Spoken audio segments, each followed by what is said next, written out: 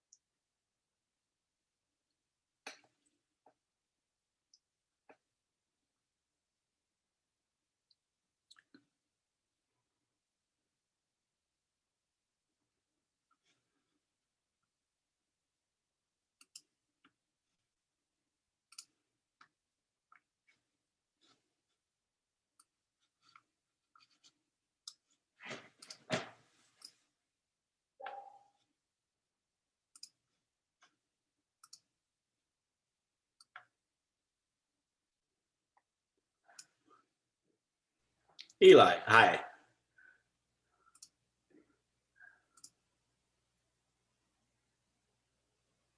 How you doing? Oh, sounds off. I'm not hearing you. Apparently I had the mute switch on my mic hit. Okay.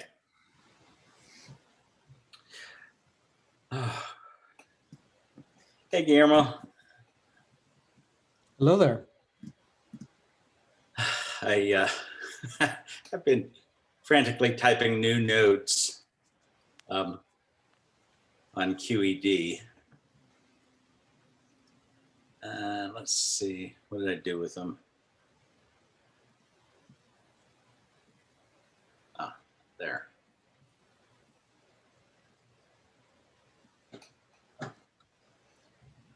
What's the topic for today? Because we've been going over a lot of S matrices for like interactions.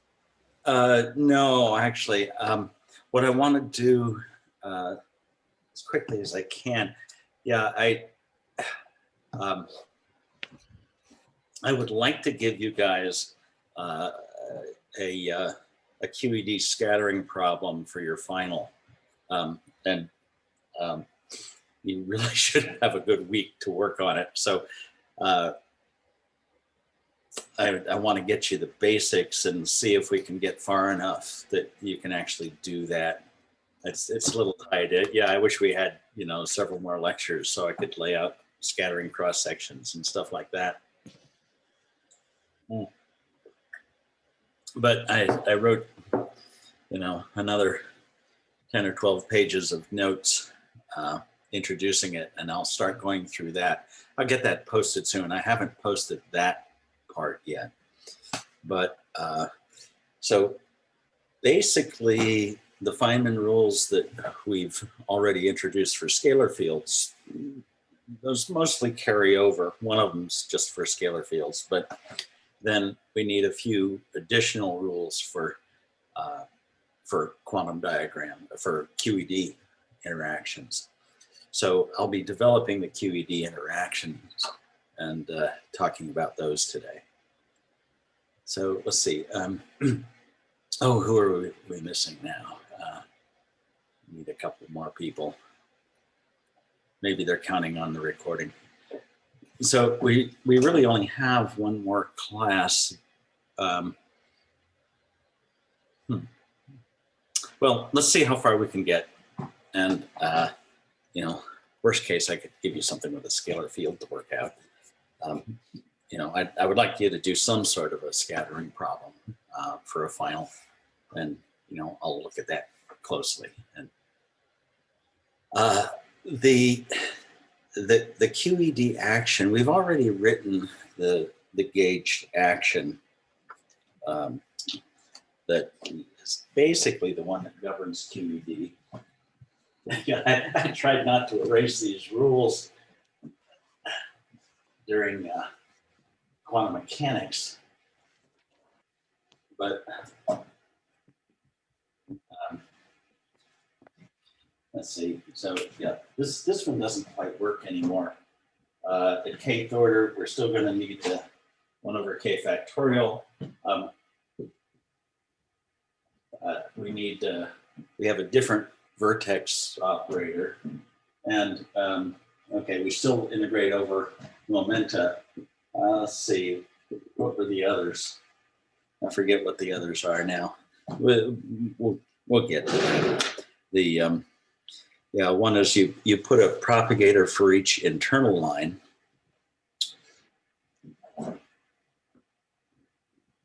Yeah, we'll do it fresh. There's some development to do before we write that down. So, oh, okay, here comes Alex. The Dirac propagator first. Let's hey Alex, let's look at the Dirac equation. ID slash minus m psi equals 0. There's the Dirac equation. And what we want to solve then to find the propagator, or the green function, is ID slash minus m acting on the propagator is I del 4 of x minus y. So we'd like to solve that equation. Now, what we actually need for the propagator in writing these matrix elements is the Fourier transform of that. So that's just algebraic.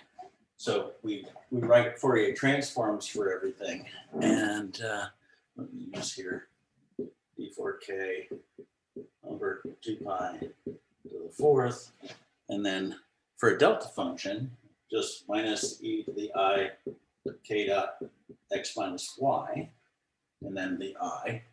On this side, ID slash minus m, and we're going to write this as d4k over 2 pi to the 4th. And then we have, let me see, what did I call it? Just g tilde. So the Fourier transform, g tilde of k, e to the minus I, k dot x minus y. So, all right, I give up. Just going to have to write this again. I'm not sure whether we'll get to those rules today or not. We'll just have to see. We might. In any case, I'll post what I've written later today. I'll get that online. I think the notes I posted so far go up to the beginning of chapter 10, go through chapter 9, but I've now got, I don't know, I'm trying to write fast here. So we put all of this on one side, and this acting on the x here is going to pull down a minus ik. So we're going to have k slash minus m, all of this d4k over 2 pi to the 4th. This acting on g tilde minus I, all equals 0 with the e to the minus ik dot x minus y. Okay, so just bringing this term to the other side. And then this is a Fourier transform, so that's invertible, so the argument has to vanish on its own. And so all we have to do is solve this to find the propagator. And happily, this operator is invertible. So if I multiply k slash minus m by k slash plus m, I can write this equation this way.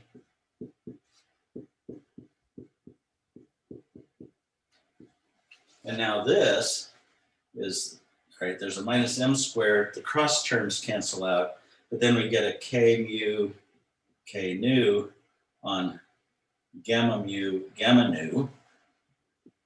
And this symmetrizes that. So I can write this as a half k mu, is the board okay, can you see? Times the anti-commutator gamma mu, gamma nu minus m squared. We're good here? Okay. You know, this acting on G, the same thing there. Okay, this is just twice the metric. The 2 cancels, and we just have k squared minus m squared times g tilde of k equal on this side to I k slash plus m. And so we've solved for g. We've solved for the Fourier transform of g. If we wanted to get back to g of x and y, we would invert the Fourier transform, go to a contour integral like we've done before. But basically here we have g of k equal to I k slash plus m over k squared minus m squared. You know, if you want to put the offset here, you can. Okay, so Can I see that last line? oh yeah. So all right, so the 2k's symmetrize the gammas, so I can write it as half the anti-commutator, which by the Clifford algebra of the gammas is twice the metric. The metric contracts on the 2k's to give a k squared. Everybody's good. Okay. So I just divide. Now this is just a real factor. I divide by that to get the final propagator for the Dirac equation. So we have the propagator. This is typically written as, you know, just the shorthand I over k slash minus m. So if you see this, well, that's a matrix down there, right? So, you know, 1 over that, well, it's invertible, and that's an ordinary matrix times some stuff. So you see here a difference from the propagators we've written before, where they were just functions. The propagator was a function, just 1 over, you know, p squared minus m squared. Now, in addition to that function, we've got a matrix operator up here. And Professor? yes, Alex. Does this method then apply to like any general differential operator? It seems like all we did here is just add a slash to everything, and then it came out just like a regular Green's function. Is that just a property of like having a linear combination of partial differential operators and then taking a Fourier transform of that? Let's see. I'm not, is which just a property? The linearity is crucial here, yes. Just the fact that it's a sum of partial differential operators, some linear sum, lets you write this. Yeah, so let's see. You have a linear operator, linear differential operator. You do a Fourier transform, you still get some linear equation, right? So you still get some linear operator acting on the Green function in the momentum space.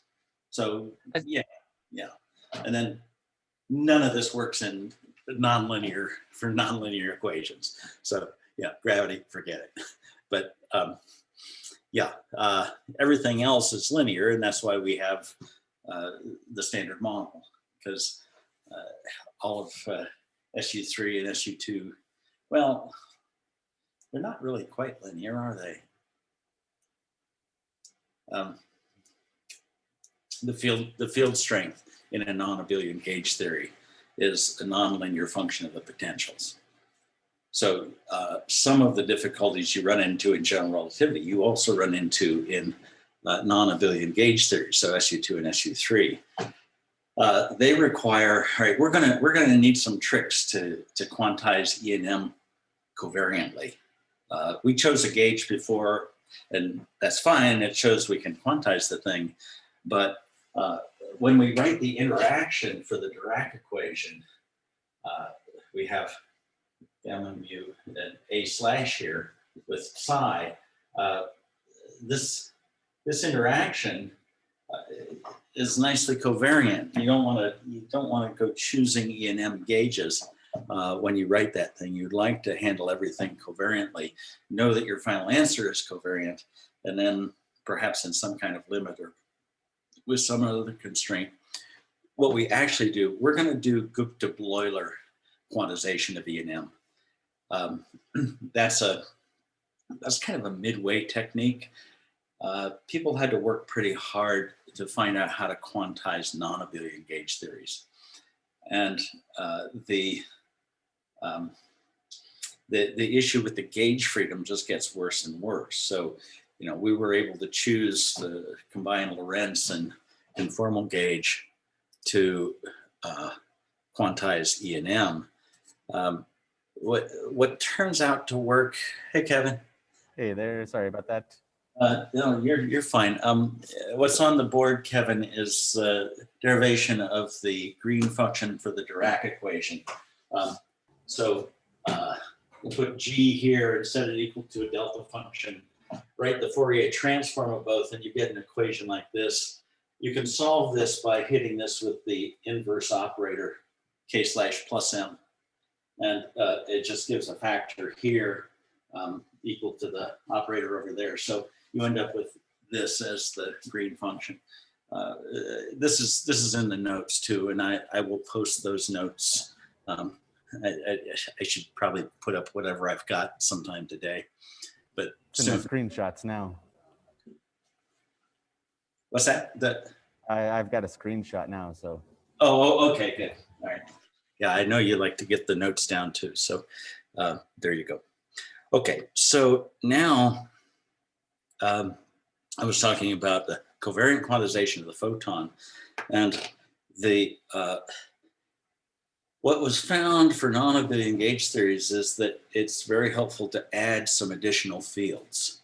The Gupta-Bloiler technique that I'm going to show you for E&M actually adds unphysical modes of the photon and deals with them later by restricting the Fock space. The general technique that developed in the mid part of the last century is Fadeev-Popov ghosts. They add these so-called ghost fields that aren't physical, but which make the whole problem tractable to handle the gauge symmetry. That has evolved into what's called BRST. I forget, it's an acronym for several people's names, but BRST quantization, which basically, you know, I'm still looking at this in a little more detail, but, you know, coarsely, what's happening is you're supersymmetrizing the field. And so you add some anti-commuting variables to your system that creates a larger symmetry. And within that larger symmetry, you can quantize consistently. And then, again, put some constraint on your space of states. So eventually, maybe as we progress over the summer, I'll talk about BRST quantization. I need to digest it a bit myself first. But for now, the technique that we'll use is due to Gupta and Bloiler. And what you do is you add a term that breaks the symmetry, the gauge symmetry of your U1 gauge field, your electromagnetic field. And you sort of don't worry about it. Now you've gotten rid of the gauge freedom. So the action we're going to deal with is -1/4 f mu nu. And you remember the problem was we didn't have a conjugate momentum for the A0. That was the first thing that caused us difficulties. What we're going to do here is add a parameter, and it's 1/2 times psi, because later on in the calculation, the psi comes up top and the 2 goes away. But then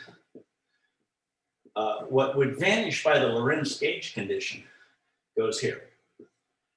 And since this is not a gauge invariant term, this full action describes some other field, not the vector potential of electromagnetism, but closely related to it. Now, in the limit as psi goes to infinity, this term goes away. Or if we somehow require the Lorentz gauge condition, this goes away. What we're going to do is a weaker condition than that. What we're going to do is, after we quantize this thing, we're going to insist that this operator annihilate physical states. So having this operator vanish on physical states, let's see, I should say that differently. What you do is you define the physical states to be the subset of states on which that thing vanishes. So we're restricting the Fock space. We're restricting the space of all possible states down to the ones where this has no effect. And that's a weaker condition than just flat out setting this thing to 0, and works better. It allows us to keep everything covariant all the way through the calculation. So now the conjugate momentum, if I take, all right, let's just look at pi 0, because the spatial components work like before. Pi I is just the electric field like it was back in the previous discussion. But here we want del L del A0 dot. Let's put the 0 down.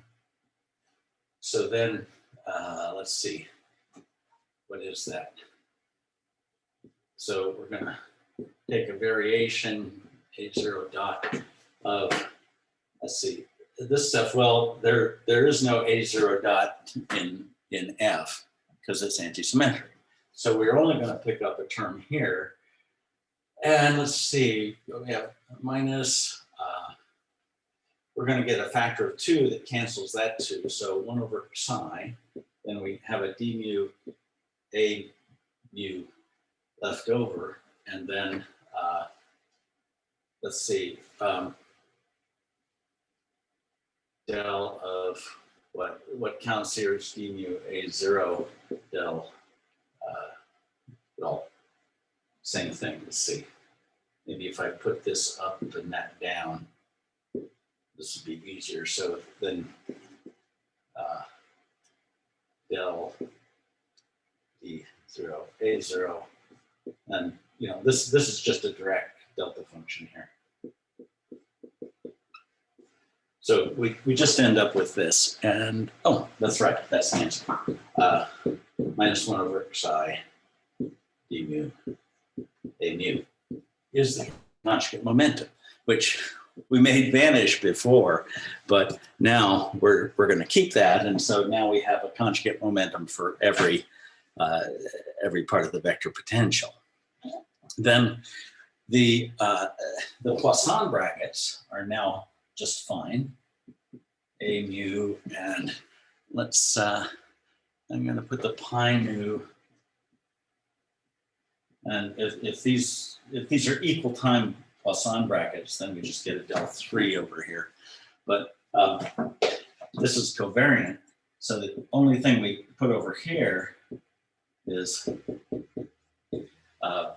the metric, right? That's more or less our only choice. These all exist now. We don't have a problem with 0, so we don't need that projection operator over here.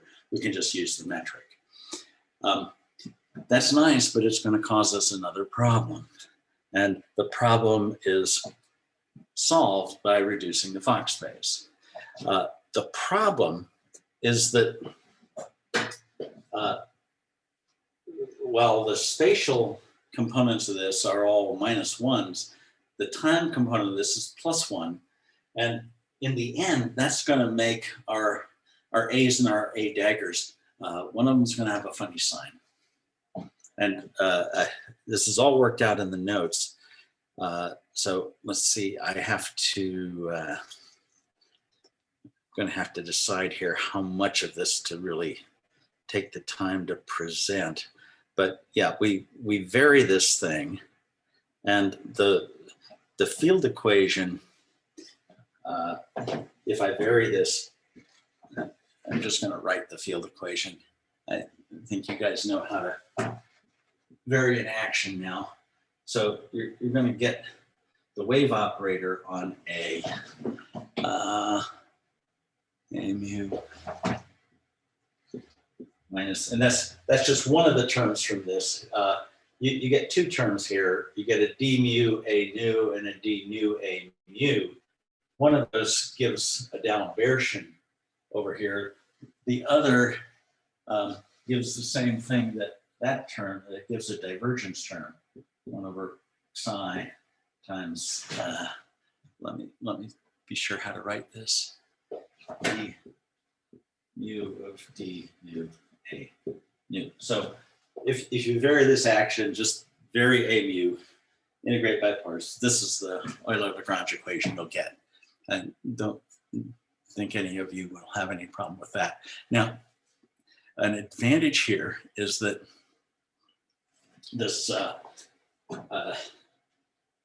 if you write this as like an eta on 2 derivatives, and this is some appropriate Kroneckers, that operator is invertible. So, you know, it's not a projection anymore because of that psi term. Now, we're not, let's see. If you look at the field equations, it's tempting to conclude that divergence should vanish as a field equation, but we don't want to impose that. Another way to do it is if we set psi equal to 1, this term drops out and we have a plane wave equation. Now, psi equals 1 is fine up here. We haven't taken it to infinity and recovered our previous form of the action. So setting psi equal 1 is actually sufficient for our purposes, although you can carry through this whole procedure with an arbitrary psi. Different choices for psi are given different names. I think psi equals 1 is called the Feynman Gauge, which is a misnomer because it probably wasn't originally due to Feynman and it's not properly speaking a gauge. But you know, it's the one he used. So, you know, Confucius say, right? You know, we like to quote our heroes, even if they didn't say it. So now we're going to do a Fourier expansion for A.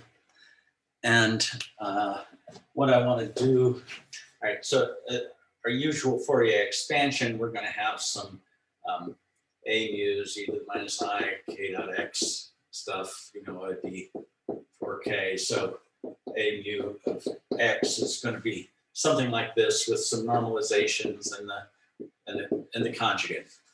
But we, just like we did with Dirac and with the previous case for E and M, I want to write this A mu as, let's see, it helps to, hang on, what normalization? No, that's squared. That works well to put a 2 pi here, root 2 pi. Then write this as a polarization vector, any of 4 polarization vectors now, times A that depends on K and depends on the polarization. So these guys are going to get replaced now by a sum lambda equals 1 to 4, or you could say 0 to 3, but there are 4 polarizations here. They all count, and we'll have to worry about the unphysical ones. So then we write out the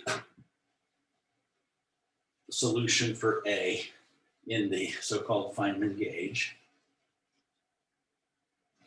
And let's see, where can I put it here? So A mu is now going to be equal to 1 over 2 pi to the 3 halves. And after you do an integration by parts, let's see, this is over root 2 omega k, where I've already used the delta function on energy. The pure wave equation, box A equals 0, is going to imply k squared equals 0 is the condition on these Fourier amplitudes. So this is what determines this omega sub k. It's a null vector. So then we have the epsilons. We're going to have a sum on lambda of epsilon lambda mu a, and a depends on k, 3 vector k, because now omega is determined by k, and lambda e to the minus I beta x plus, and now we can take these either real or complex. A complex version of this will be, I don't know what order to put these in, but the complex conjugate of that thing, then a conjugate of k lambda e to the I k dot x. So we have our usual Fourier expansion, and then we can compute pi 0. Pi 0 is a little bit of a mess. All right, pi I is pretty easy. We're gonna take a time derivative, so we're gonna be pulling down a minus I omega. So we have an overall minus I, all this usual stuff. Only this coefficient becomes omega k over 2 d3k 1 over 2 pi to the 3 halves. And let's see, that's the omega. And then here we have epsilon a e to the minus I k dot x minus the complex conjugate. So same thing, you just pick up a minus here, you pull out a minus I there, and you have an extra factor of omega that makes this into an omega over 2. And that's the conjugate momentum for the spatial components of A. For pi 0, it's a little trickier because the pi 0, remember, is what was it? 1 over psi d mu a mu. So this derivative is going to pull down a whole factor of k that's going to dot into these epsilons. Was that in fact, I forget now, was it plus or minus that for pi 0? Minus that, okay. So minus this. So now I'm going to give myself more space. Pi 0 is minus 1 over psi, which we can take psi equal 1 and it's not going to really affect anything we're doing. But now 1 over psi, let's see, 1 over 2 pi to the 3 halves. Then the derivative pulls down a minus I. I can pull that out. We have then the integral d3k over 2 omega k. And then the sum on polarizations. And now we've, in addition to the minus I that I pulled out here, we're going to pull down a k mu. So now we have k mu dotted into the polarization vector.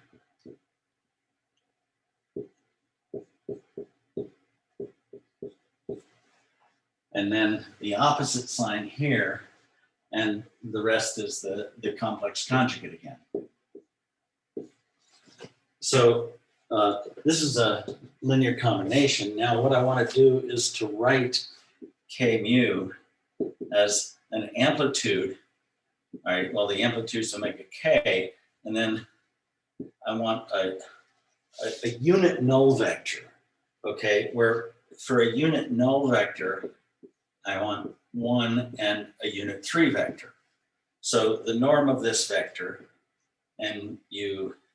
mu, sorry, is going to be 1 minus n dot n is 0 because that's a unit vector. So simply pulling out the magnitude as an omega k, that's going to give an omega k over 2 here. If I let psi equal 1, cancel the signs, I have I over 2 pi to the 3 halves. Integral d3k root omega k over 2 now. So this much looks like the others, except now we've got, well, I can write it as n mu epsilon lambda mu a k. Sorry, I forgot the exponential here.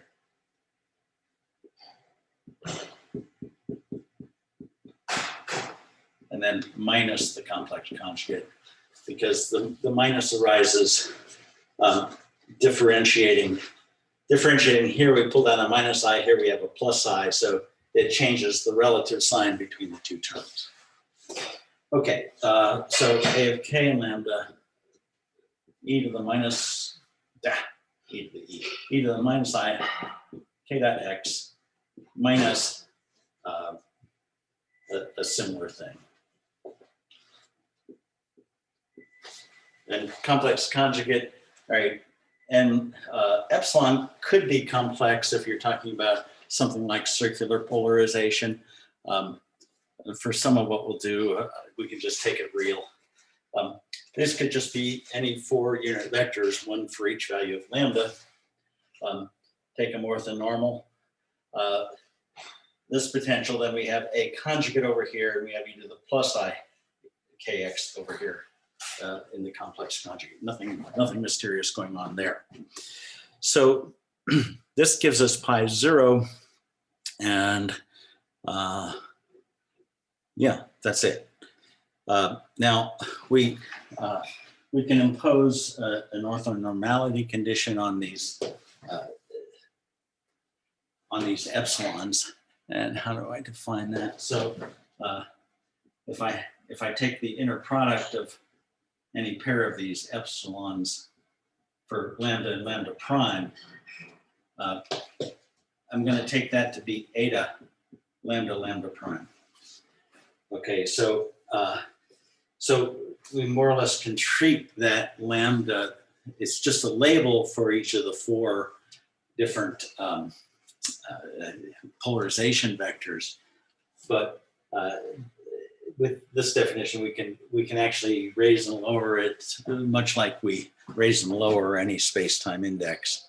So that makes manipulations easier, and I'm confident that that doesn't change any results. Now, if this epsilon is complex, then you add this to its complex conjugate.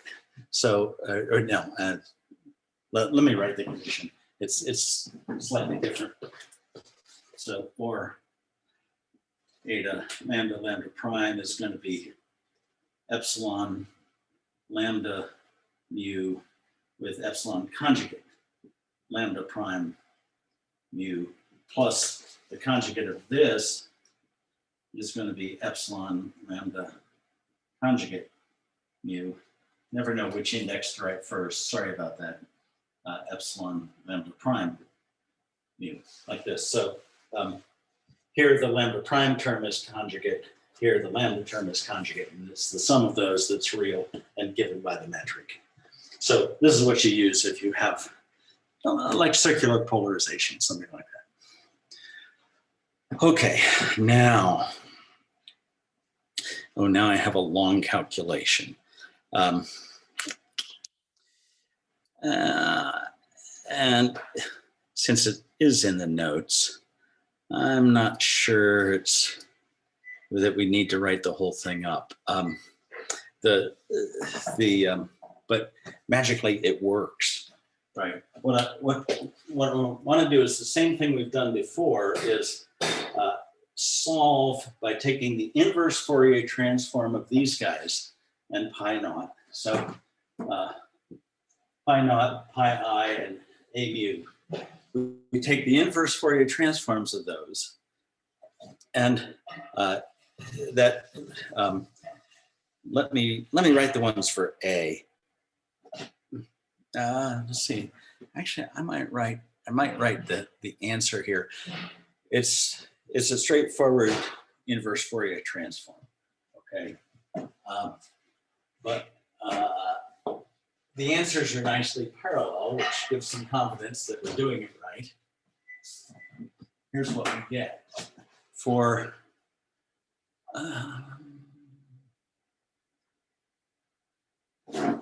now I lost it in my notes. Where'd it go?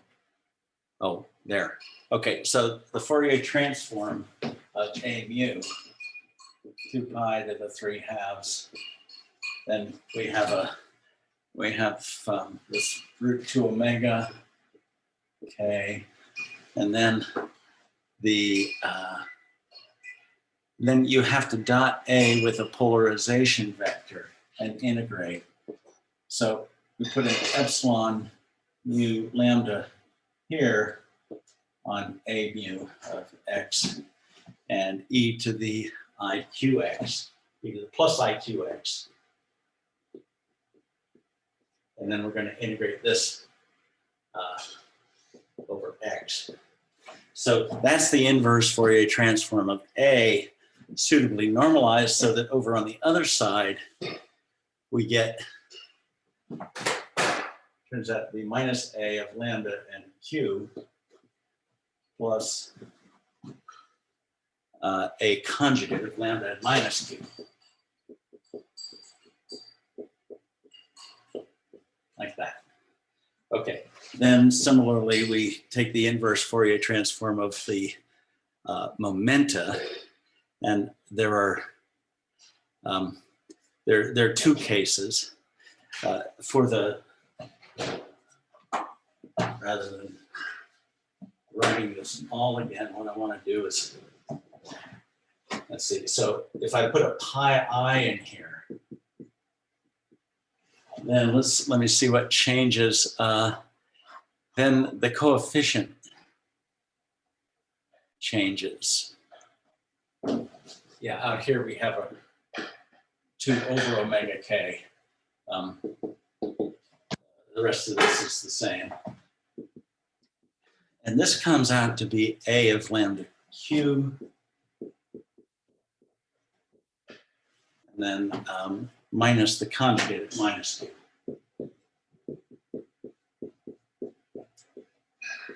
And this is for the spatial lambdas, right? Then for pi 0, we have a slightly different thing.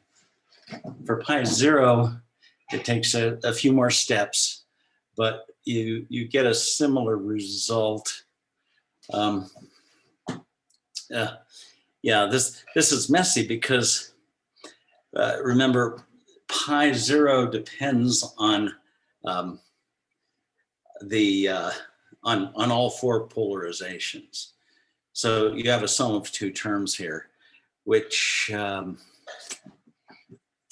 let's see, how did I write this out?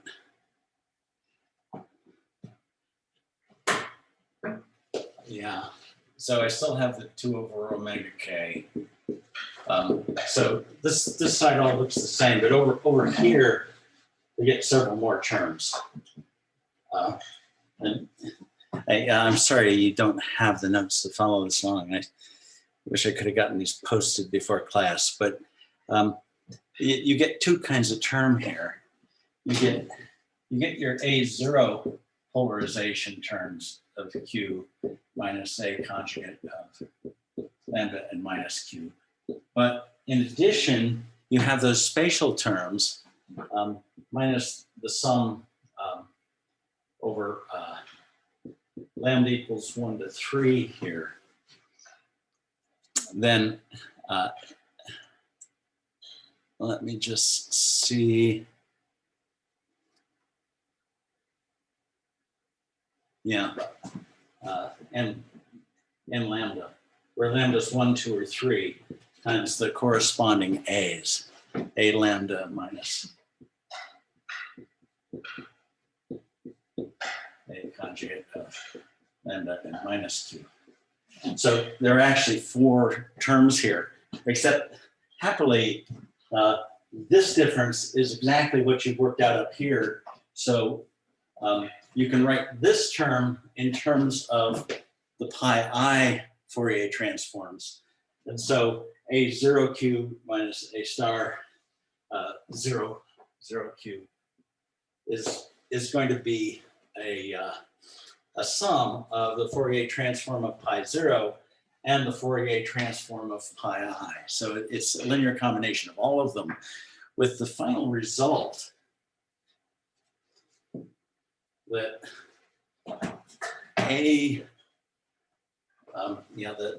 the time-like polarization, you can, so you take sums and differences of these to solve for these A's. And the previous ones work out the same as we had before, but for A0, we end up with 1 over 2 pi to the 3 halves integral of,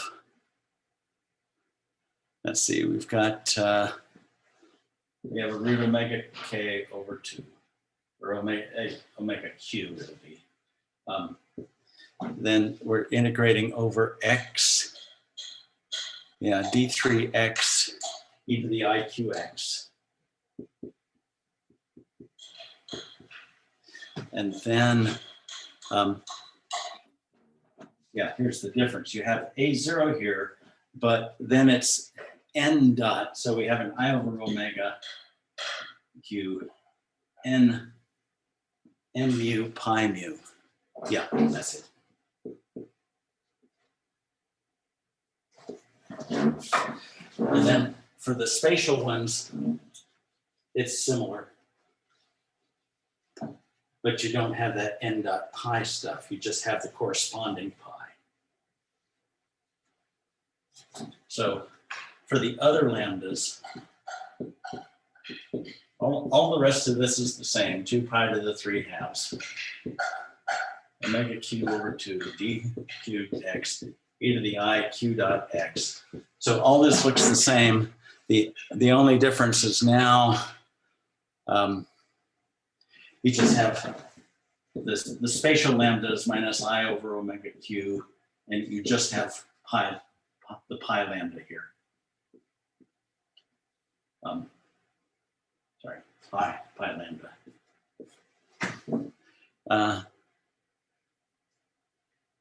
Yeah, that's the lambda component of pi for the spatial components of pi.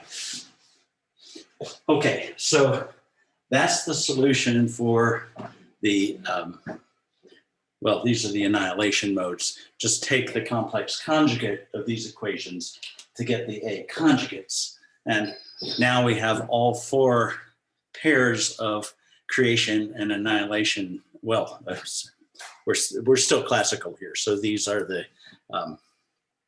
just the Fourier modes and their complex conjugates. So, yeah, question? Yeah. Yes, sir. I'm a little confused about so on the inverse, the inverse zero momentum Fourier transform. Yeah. For the n on the right side, is there? It seems like I'm looking for like a vector.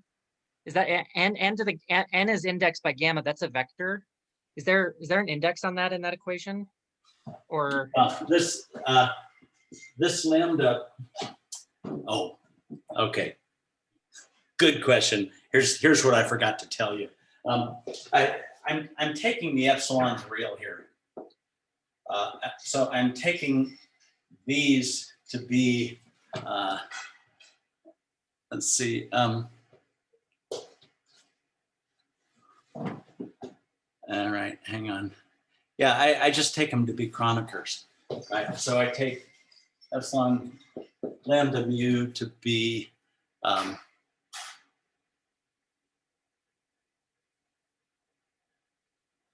let's see. yeah, to be delta lambda mu, right? So the space-time index has gotten replaced by a lambda here because I have chosen the polarization vectors to be, so epsilon 1 is the 0, 1, 0, 0 component, and so on. Yeah, sorry, I forgot to mention that. And then, yeah, you do get when you raise or lower that lambda, you do get a sign. So lowering that, if this were down, it would be minus n. So this is just the spatial index on n. Okay, that makes a lot of sense. Thank you. Yeah, sure. Yeah, so I did make some simplifying assumptions. You don't have to choose a particular set of polarization vectors. It just means you have to carry along more stuff in your calculation, and use some kind of orthonormality condition on your epsilons to pluck out the different components of A. So basically here, I'm dotting each polarization vector into A to single out particular raising and lowering modes. Okay, so then the conjugates are just exactly complex conjugates of those expressions. Are there any other questions? Then we quantize this. So the conjugate becomes a dagger. We impose canonical commutation relations. So now we're going to say that A becomes an operator, and with pi becoming an operator, we get IH bar, H bar is 1, A to mu nu, del 3 of x minus y, where, yeah, this is x and this is y, and this is an equal time commutator. So we replace the field and its conjugate momentum with the operators that we take the Poisson bracket to a commutator times IH bar, straight out canonical quantization here. And now here's the thing, which amazingly enough on the second try worked out correctly. First time I had some extra factors of 2 pi that I had to sort out, but actually the signs worked out right. And so here's the thing that is a little weird. In the same way that we have for scalar fields and spinor fields and so on, we now compute A with A dagger. These mode amplitudes, right? A and pi have become operators, so these guys have become operators. And if I have, so for lambda equal 1, 2, 3, I get, wait, can I do all these at once? Yes, I can.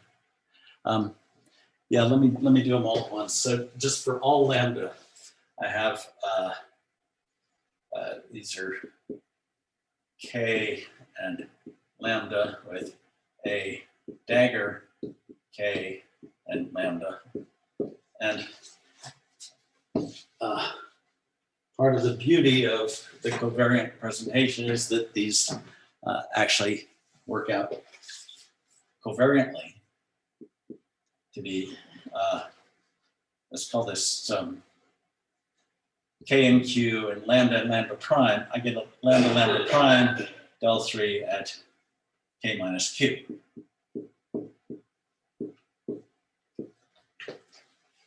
And that's the point of everything we've done today, right? So carefully working through these Fourier transforms, the classical canonical quantization, we ultimately arrive at the commutators for the creation and annihilation operators.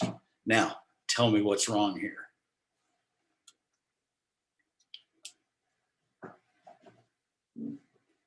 There's a problem with that equation. It's not incorrect, it's correct, right? But it's problematic.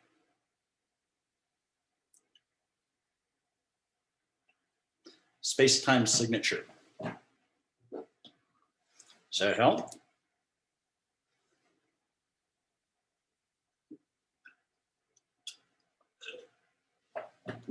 Okay. The problem is the time-like direction has the wrong sign here, right? When we try to create the vacuum, what we want is a set of states annihilated by all of the A's, right? Okay, so far so good. We can define that set of states. Now we act on that to create a set of states, and suppose I act with the time-life polarization with A dagger. Then if I look at the norm of this state, let's suppose this is a one particle state. Then the norm of that state, there's some normalization here that, we're just going to get an alpha squared on that. But suppose this is the normalized state is some complex number times A dagger acting on the vacuum. So the norm of this state is A squared. And then we have 0 A of K and 0, A dagger of K and 0.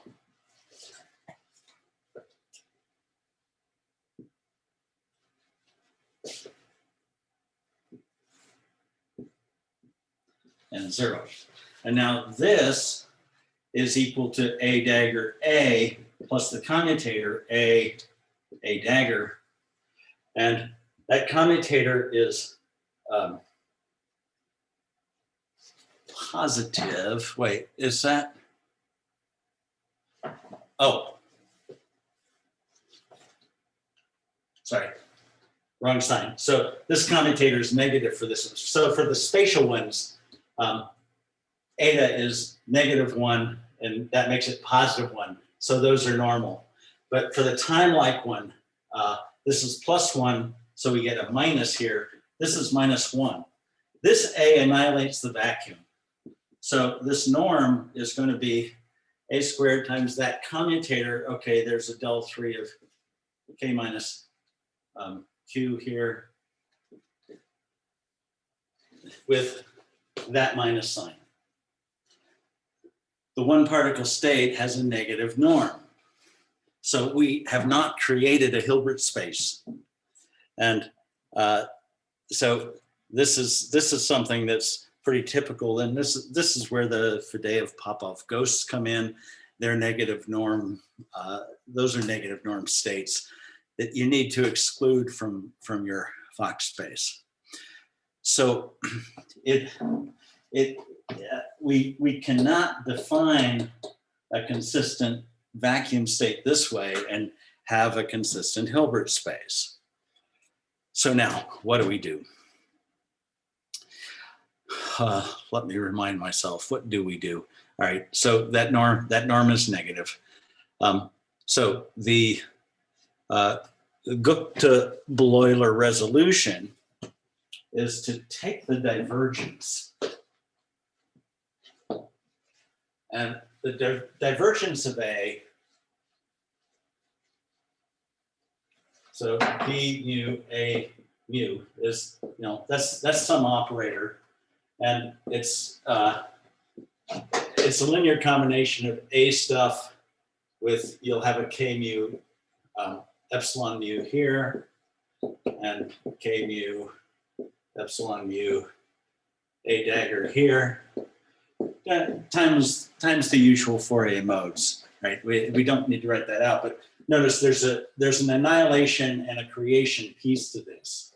And I want to call those d mu A plus and d mu A minus. So let d mu A hat mu plus go like A dagger, and d mu A mu minus be the annihilation part of that. So, in addition to states annihilating the vacuum state, I'm also going to restrict my Fock space by d mu a dagger minus, d mu a mu minus should annihilate, not just, any state annihilated by that is going to be okay. So we're interested in states, any k, any lambda, where that is 0. So we're going to require both of these conditions. The vacuum is annihilated by all of the annihilation operators, and physical states are those that are annihilated by the lowering operator here. What this means is that any expectation value, if I put a state over here, I take the dagger of this, so d mu a mu plus on the Brst is also going to be 0. So the this is the closest we come to saying that this operator is 0. That operator is not 0, but we use it to restrict the Fock space. And this works up to an equivalence relation. There's one more piece to all of this. Everybody good so far? Any questions here? I apologize for not getting this posted sooner. Your earliest would have been last night, and you probably wouldn't have had time to read it all anyway, but at least you could have followed along. But I'll get it up today. I'm still working on this part, but there are states given by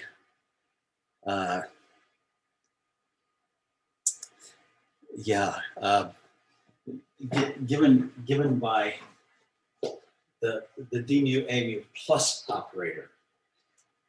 If we start creating states using that d mu a hat mu plus, say acting on a vacuum state, that's going to give some state. Let's call any such state phi. I mean, there are many of them depending on what k we're talking about here, but these basically look like k mu epsilon. Let's say, how did I write this? Yeah, epsilon lambda mu a dagger of k and lambda acting say on the vacuum, and then multiples of those. Now, these have a curious property. If we look at the norm of these states, there's 0. There's 0 norm states. So we've eliminated the negative norm states by this condition, but we still have some states that have 0 norms. So we have a what's it called? We don't have a positive definite inner product, but we have a non-negative definite inner product.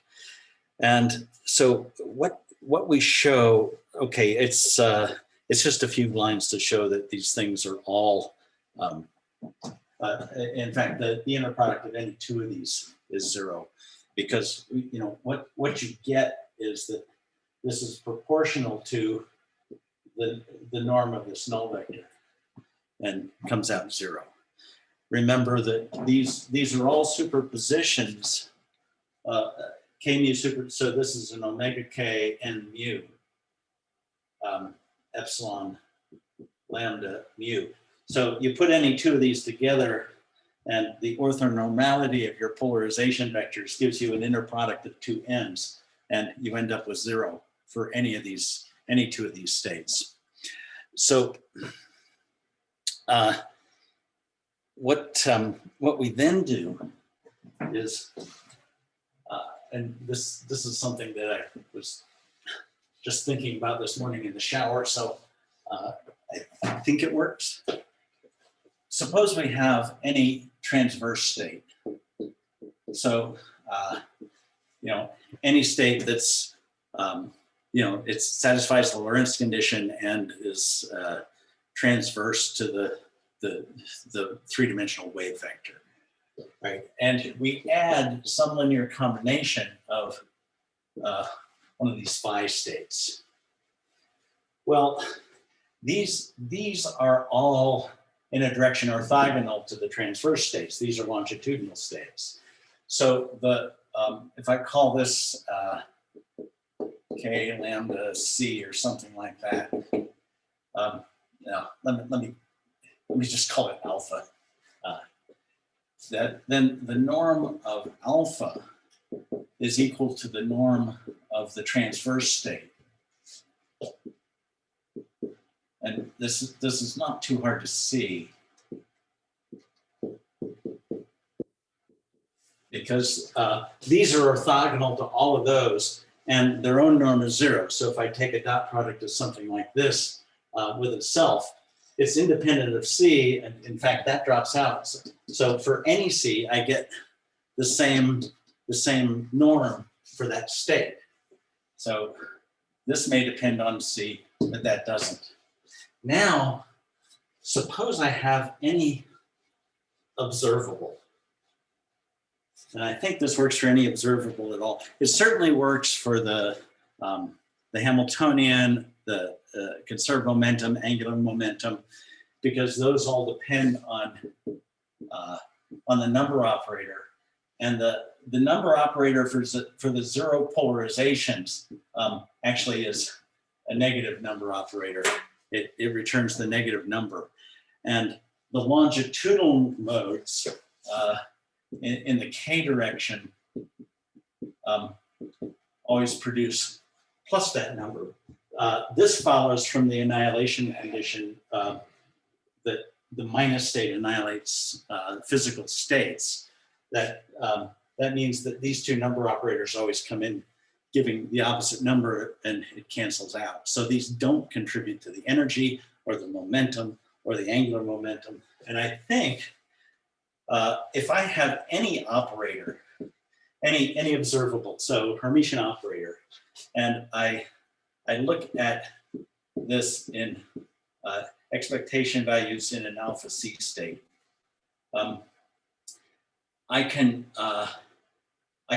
change my basis to eigenstates of A. So let this be an eigenstate of A, so that that's equal to just A times the same state. And suppose it requires some particular value of the constant C. Then I look at these expectation values, and this is going to pull out an A and give me A, CA, A, CA. But this is independent of C. So this is the same as a C for any C. And so the expectation values of any observables are going to be unchanged by changing the value of C. So what we do to come up with our final Fock space with positive definite norm is to take equivalence classes, C equivalence classes. So essentially our Fock space is the space that is annihilated by,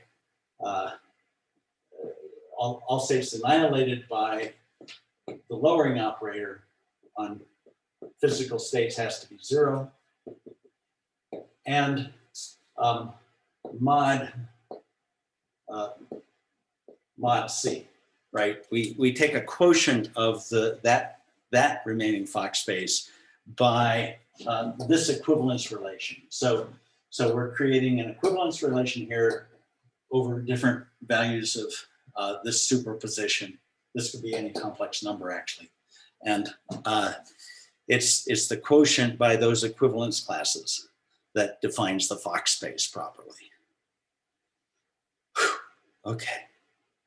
So yeah, I think that proof's going to work for any observable. So I'll write that up maybe before I post all this. We'll see. Okay, so enough of constructing our Fock space. Let's see. We need the green function for photons, and since we can choose, all right, let's see, I worked through it here. I don't know if I have time to work through this or not. Almost have time to work through it. Yeah. Yeah, I can, oh, there's even an exercise in that section. Okay, yeah, let me start this. Any questions on this? You guys know about equivalence relations and quotients? Is that familiar enough that you're okay with that? So basically, any two such states for any C are considered as the same state. And for all physical observables, they will give the same expectation values. So regardless of what value of C you choose, you are not altering any physical predictions. All right, so now we want the, we have, what is this? That's box G, and we're gonna let G have two indices now. This is what we did when we got that projection operator, but since we have this off diagonal operator here, d mu, d, what is it, d alpha, d alpha beta. So yeah, we have to be able to handle this divergence, and so we need something with indices on it for the green function, and we want that to be I delta mu nu G nu beta times del 4 of x minus y. So this is the condition we need for the green function. Now we take the Fourier transform in the usual way. So the Fourier transform is going to give us a k squared here, delta mu beta. Let's see. Well, G mu beta. So Fourier transform of everything in sight. Then we're going to have minus 1 over psi, and looks like a k mu k alpha G.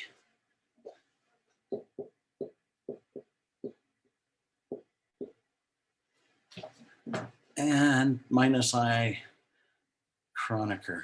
Let me see, there's a sign flip here somewhere. Why is there a sign flip? Oh, here. There's an I, so we get a minus here. Okay, and then minus I delta alpha beta. All that's going to have to be 0. And the thing that saves us here is that now this operator, let's cancel the minus sign here. So k squared plus 1 minus 1 over psi k mu k alpha delta mu alpha. That operator acting on G has to be I delta. The thing that saves this is this operator is invertible. As long as this term is there, this operator is invertible. Now we're going to choose psi equals 1. So this goes to 0, and then the green function or the propagator is just I over k squared times, let's see, if I put both the indices up, then it's just eta alpha beta. And this then is the green function, or is the propagator that we're going to put in our Feynman diagrams for E and M. Okay, I can go through that in more detail next time, but we've run out of time. Yeah, I asked you to well, I actually tell you what the inverse of that is, but I ask you to prove it. That's just a little bit of algebra. So now we're ready to start figuring out the Feynman rules. So on Monday, we'll do that. I've already written, let's see how much, yeah, 4 or 5 pages on the Feynman rules for that. So I will get those posted as soon as I can, so you can be reading about that. I don't know if we'll be up to speed to do a problem in QED. I mean, you know, mid-May, absolutely. You know, we'll get there. You know, we'll do that.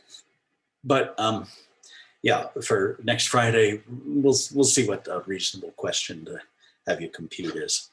But on Monday, which, oh my gosh, is the last formal class day, you know, we'll lay out the Feynman rules for QED, and that'll be fun. So I'll stick around for questions if any of you can and want to stay. Otherwise, I'll see you guys next week.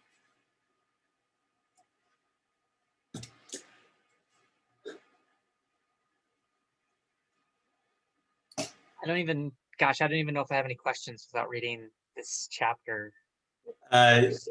Yeah, sorry it's not posted, but it's okay. Well, it's. I'm sorry, I wasn't. It would be better. It would be better if it were, but you know, I'm glad I managed to get it all written, let alone posted. So yeah, that was kind of a breezy presentation, but yeah, I felt like it was really good. I just feel like I was just a little confused, a little fuzzy on things, and that compounded. Yeah, for sure. Yeah, I'll get this posted soon, and I'll keep updating it as I manage to write additional sections, so you guys will be able to keep up with me better. What's the physical picture on the forcing the annihilators on the divergence of the gauge operator? Is that like saying that you're requiring there to be modes on the light cone, or what is that trying to do? Let's see. You know, this. Yeah, that's that may be. Yeah, this may be a light cone decomposition of the longitudinal and time-like modes. Yeah. Now, yeah, the d mu a plus and minus. Let's see. Are those? No, I'm not sure that those are specifically the light cone thing, but the d mu a mu turns into a, you know, k dot epsilon, and you know that's definitely projecting along the light cone. Yeah. Yeah, I think it would probably lend some insights into all this if you were to very explicitly say, okay, let's decompose the time-like and longitudinal modes into two orthogonal, well, pseudo-orthogonal. The inner product would be -1 or something, but the two null directions, right? So you take you take basically the k direction here and the time direction there, and you know, you're instead of these basis vectors for epsilon, you take that one and that one, and this is basically 1 n, and this is 1 minus n. So if I take the inner product of those, let's call this one n mu bar and call this one n mu. So n mu bar with n mu, we get 1 minus the dot product of these is 2. So, you know, normalize them like that. And those unit vectors with inner product 1. Okay. Right. So that's what you get in a light cone gauge. But you take 2 of your polarizations in those directions, and then these conditions might actually be simpler. You'd be annihilating, you know, one of the polarizations probably. I'm not sure. You know, I think if you worked it out that way, it would look nice. And I think we kind of went fast over one of those steps just because we've done it before. But when we were doing those divergence of the A operator plus or minus, well, were we doing that in the same linear like we were doing an inverse Fourier transform and then doing a linear combination of the general divergence to isolate? Were we doing that same trick again? Yeah. You know, there's a Fourier expansion for d mu a mu. A mu hat is an operator, and we wrote it down, right? So d mu of that just pulls down an ik dotted into the polarization vector. So well-defined linear combination of A and A dagger, right? So just, you know, separate those terms. Call one, you know, d mu a mu plus, the other d mu a mu minus. Right, you can separate them right there as the Fourier expansion. You could solve for the A dagger and A mu in terms of them, but you don't need to. You know, it's clear that one creates and one annihilates. So in some ways, then we constrained. I mean, is this constraining the operator, that the creation operator? Then I'm saying we're getting the creation operator has to be directly related then to the plus term in, and then we're requiring that plus term to go to be an annihilator on the available states. I guess I'm trying to rephrase it in terms of. Yeah. So the minus term, right? We want the annihilation operator, the A, not the A dagger. But yeah, the part of d mu a mu that depends on A. Take that operator. It's a superposition over different K's, but you know, any you like, and ask for the subspace of the total space of states that is annihilated by that operator. And could you phrase that as like adding a projection operator to our general creation operator alpha? I'm almost seeing like an equation for alpha there that you could solve for the minus term, and then say that it has to be representable in that form. Now, let's see. So what do we look at? D mu a mu. So yeah, basically we've got an A. We've got some superposition like this, and so we have a space of states characterized by wave number and polarization lambda. Yes. And some subset of these are annihilated by this operator. So we can ask for d mu a mu. This is the minus one. The minus one. We just had that. So we can ask for that operator. Okay. So what we want is didn't leave myself much space, but I want all kets lambda k such that this condition holds. There, I want that set. That's a subset of all states.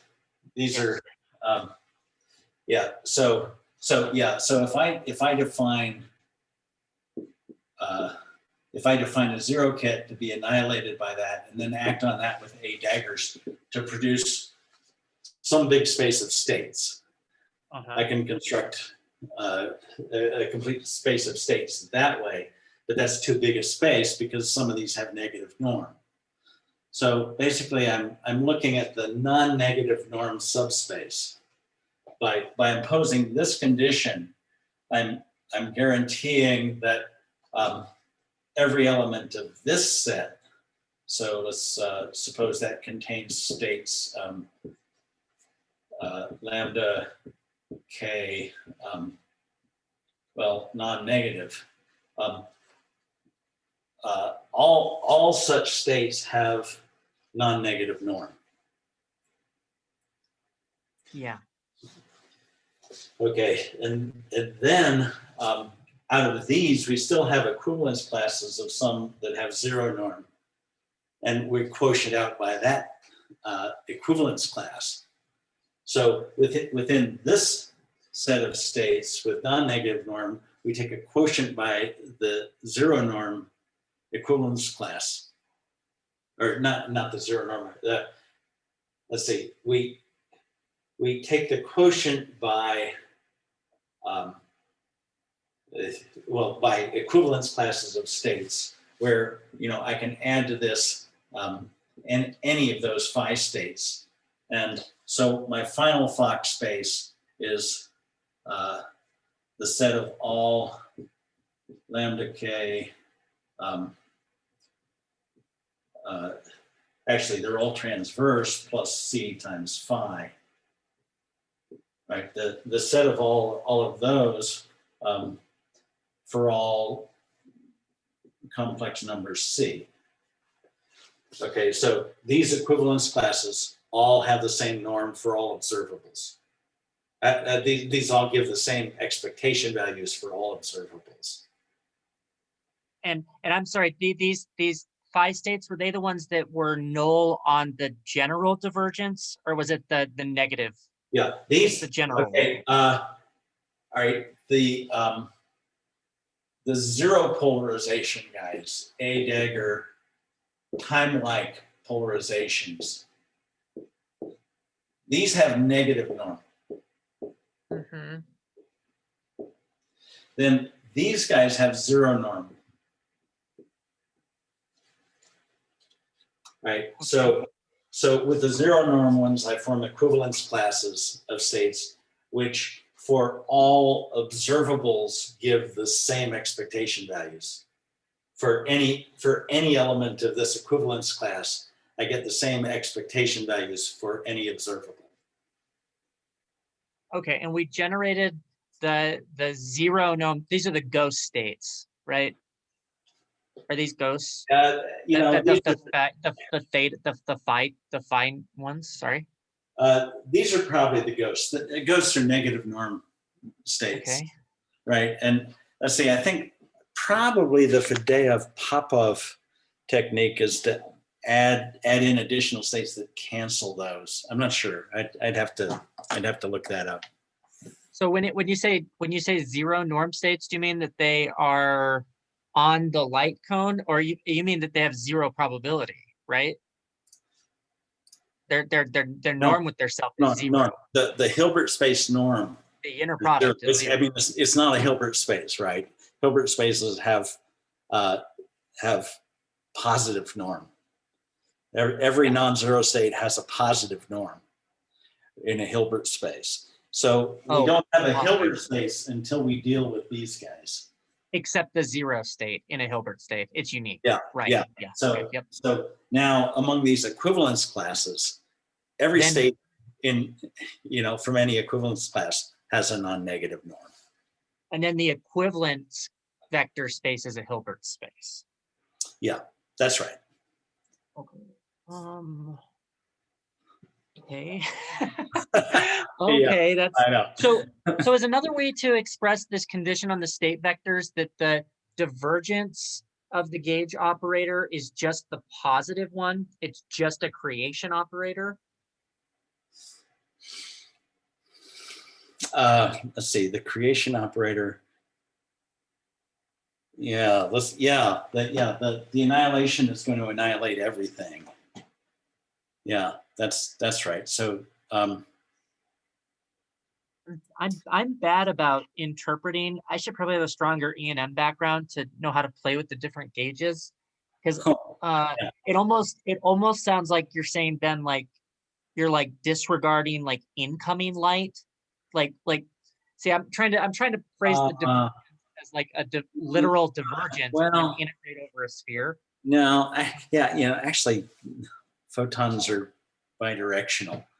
they So come in and go out, it almost but it almost seems like we're taking some type of where they are in and out, but you're taking some type of normalization where you're only counting the net out, like and that can be negative maybe, but yeah, okay, now or let's you're reorienting your let's be a little more careful here, because we still have all the ordinary photons that we would expect. What we're saying is that we've described a system that allows 4 polarizations for your photon, right? It could have a time-like or a longitudinal or a transverse polarization. And so we're ruling out certain polarizations. We're not ruling out any null 4 vectors for a photon direction or momentum, say. Yep. We're ruling out certain polarizations for those photons. Okay, so not photons, these are polarons or something. Yeah, there's probably a name Whatever. like that. Yeah, I've heard of a polaron. I'm not sure what people mean by it, but yeah, people put ON on the end of anything and it's a particle. Sure, right. So you've got to see what they're doing with it. We're like kinda, but that's what we're quantizing, as we're quantizing the polarization. Yeah, right. That's right. Yeah. So yeah, we're restricting our Fock space based on polarizations, not on wave vectors. And then something like we're requiring like the polarization algebra to be like the Poincare or something. And that's when we get the eta show up in the bracket. Yeah. Well, yeah. So everything we're doing here has Lorentz symmetry. Yeah. Yeah. Well, Poincare is for infinitesimal inner products, but yeah, it's the Lorentz group that preserves vector lengths in spacetime. And yeah, everything we're doing here is covariant with respect to the Lorentz group. Mm-hmm. Yeah. Okay. Yes. As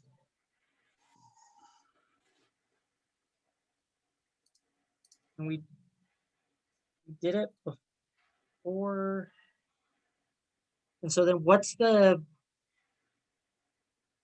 so in the Dirac field, we had, I mean, in the Dirac field, we had some nice property with the creation operators. That there was some discussion you had where we could always find a space-like set of creation operators, and then a time. Wasn't there something about they're always like separable? You could find this. There was some discussion about finding that orthonormal basis and being very careful about the parity and the operators. Well, we developed projection operators for the Dirac basis. And then we made it orthogonal to K. We always could find a space like orthogonal set of creation operators to the local K. Right? Not remembering that. For the Dirac? Yeah. Not. I'm not sure what you're thinking of. Okay. Yeah. Let me see if I can be really quick. Yeah, I think it was. Yeah. So it was like the energy projections. I think. Yeah. This is what I'm So looking for. so positive and negative energy. We found that there was like a canonical set of projection operators that we could define energy with. Is the problem here that it's on the null cone and there's no canonical projection operator? Like you could just, you've got a 2 cone, you got a 2, and you could decompose each 2 subspace in whatever orientation you want. Yeah, okay, that's interesting. Now, let's see these are sort of similar things we're doing. Yeah, we basically,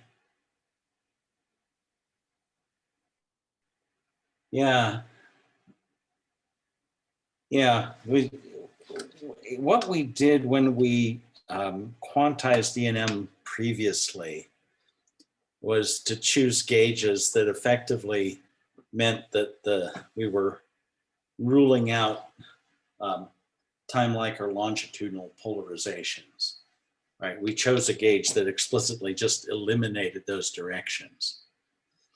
And we did it with a projection. Here, we get to sort of the same place.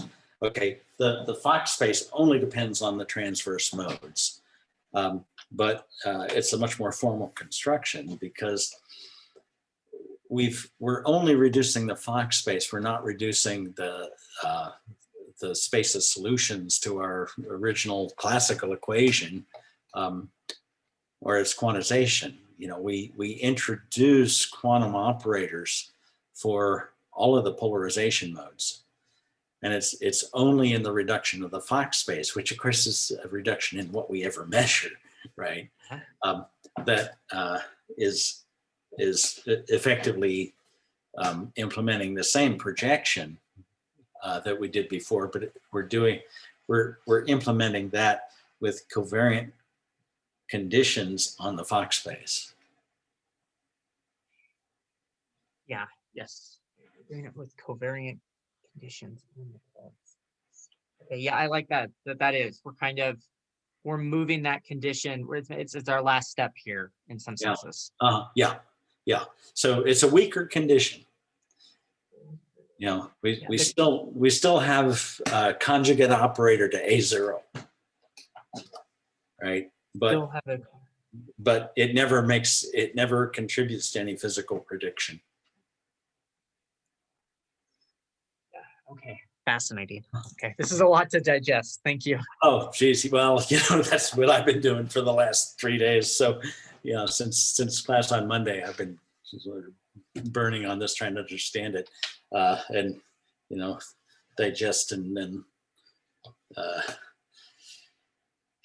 put into my own words, what I've found in other sources, which are, some are pretty good with this, some are pretty bad with this. So I hope what I've written is clear. I'll get that posted, pretty soon. Yeah, it's just, this is also fascinating. It's just killing me that I have to be typing stupid garbage. I just have all this exciting stuff that I have to do and I want to do and I can't do it yet. It's just letting me mad. So jealous, professor, that you get to dig through this. I'll be there soon. Yeah. All right. And I don't know what, I know you mentioned that you were going to go on a vacation this summer. Do you know? Oh, sometime. I don't know when. Yeah. Why? What? Are you trying to synchronize or something? Yeah, I actually got into Tossie this year, so I'm gonna be good. busy. It could be pretty fun. So I think I might have to catch up on the it's from June. It's in the month of June. It's just gonna be virtual. How long is it? A virtual? It's for a month. So you're not actually going anywhere? No, it's just but it'll. Yeah. I'll still be probably swamped. Yeah, because I won't know anything. Right. Because God knows what they're gonna start talking about. So. Yeah. Sure. Even if I do travel, I may be able to, get online a few times and give a lecture or two. Cool. And I'm not sure what kind of format we're going to do. Maybe we'll just meet for, 3 or 4 hours, one day a week, something like that. Cool. Yeah. I mean, we can do whatever we want. I don't know that this is, we're probably too late to set this up formally anyway. So, we should just, plan the times whenever we feel like meeting. And Yeah. it might be good to have, a longer period, maybe with a break or two, but, go have a glass of wine or something. But Yeah. Seriously. Yeah. I think as poor graduate students, I think everybody's interested in not paying for credits at this stage. yeah. So Okay. I think auditing informally doing stuff is really great. Well, yeah, and what you can do is, if you sign up for this in any future semester, I'll sign off on it that you've done it. Oh, that's cute. That's really nice. Right? Thank you. So so do the course, do the work, and get the credit anytime you like. Yeah. I'd love to. Yeah. Yeah, and I just want to bring that up now. I just may be like